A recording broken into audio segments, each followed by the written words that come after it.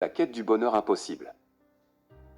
John était né dans une famille relativement aisée et avait tout ce qu'il voulait. Il avait grandi dans une maison cossue avec piscine située dans un quartier résidentiel et recherché. John avait également eu accès à une éducation de première classe et avait obtenu un diplôme d'une université de renom. Il avait ensuite trouvé un emploi bien rémunéré et était maintenant vice-président d'une grande entreprise. Malgré tous ses privilèges, John était toujours insatisfait. Il ne pouvait pas s'empêcher de penser qu'il méritait plus, qu'il méritait mieux. Il était constamment obsédé par l'idée d'obtenir plus de pouvoir, plus d'argent et plus de prestige. John avait également du mal à trouver l'amour. Bien qu'il ait été impliqué dans de nombreuses relations, il avait toujours l'impression que quelque chose manquait. Il ne pouvait pas s'empêcher de comparer ses partenaires à des idéaux impossibles et finissait toujours par être déçu. John aimait voyager et avait visité de nombreux pays exotiques. Il avait vu des choses incroyables et avait vécu des expériences que la plupart des gens ne pourraient jamais imaginer. Cependant, même cela ne suffisait pas à le satisfaire. Il ne pouvait pas s'empêcher de se sentir comme s'il manquait quelque chose, comme s'il avait besoin de plus.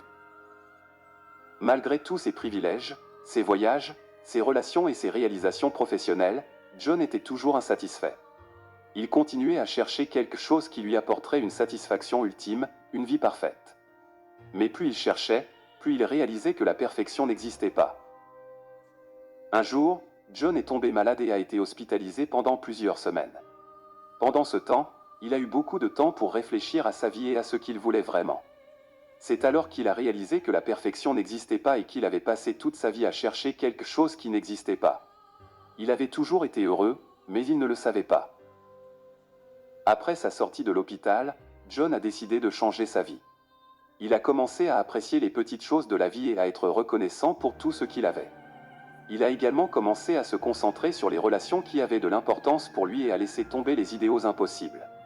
Finalement, il a trouvé la paix et le bonheur qu'il avait cherché toute sa vie. La vie de John était un exemple de la façon dont la quête de la perfection peut être un piège. En cherchant toujours plus, il avait manqué les bonnes choses qui étaient devant lui. Mais quand il a réalisé que la perfection n'existait pas, il a été finalement capable de trouver la paix et le bonheur.